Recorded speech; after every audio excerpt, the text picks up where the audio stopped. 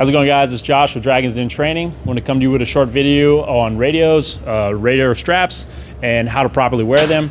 A lot of guys ask me questions on how do I wear the radio with the radio strap, and in what order do I put it on. So we'll talk about that and then the reasons why. There's a Fairfax study on radios and the different problems of wearing it other than the radio strap.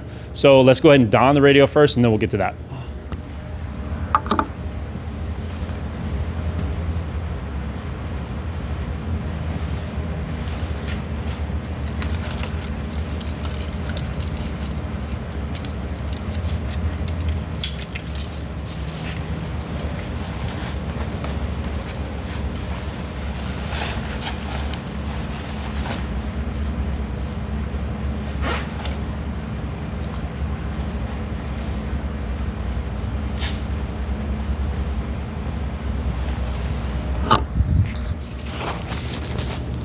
Okay, guys, got my radio donned.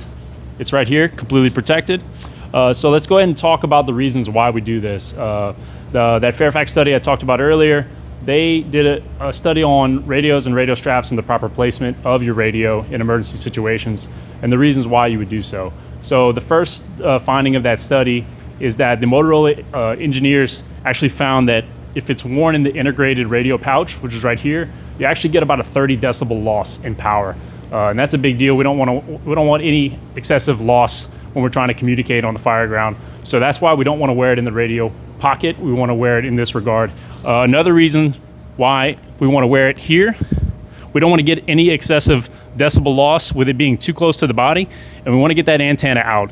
Another reason why we want to wear it in that manner is where we have access to our channel knob, to where if we need to change channels, I don't have to dig that radio out of my pouch. I can just change channels here, and I'm good. So that was the first finding of the study. The second finding is that when the radio is worn in that integrated radio pouch, they found that operating on the fire ground, bending over, they did a simulated floor drop test. About 40% of the time, the radio was ejected from the pouch when performing those functions, whether either bending or that floor drop test. So you have about a 40% rate of ejection, which is a big deal. We don't want to lose our radio inside the fire. You have zero visibility. We have our gloves. We have loss of dexterity. So we don't want to have to be looking for a radio on the floor in that situation. So that's the second finding of that study. The third finding, which is the most shocking, is the reason why we wear it in this regard. We want to protect the weakest part of our radio, which is the cord, the wire. If we wear it underneath our bunker coat, it protects it from thermal insult.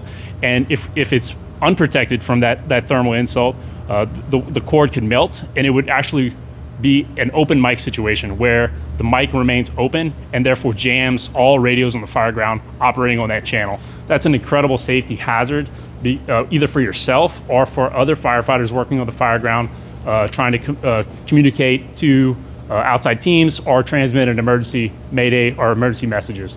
So that's an incredible reason why we want to protect it at all times, keep it underneath the coat, and then exactly where the mic is. We know exactly where it is each time. It's right here in front of me. I have no doubt of looking for the radio. It's right here. I can transmit my messages with no problem, muscle memory. So that's some of the findings of the study. We're going to link that study here below, the Fairfax study on radios and radio straps. So we're good.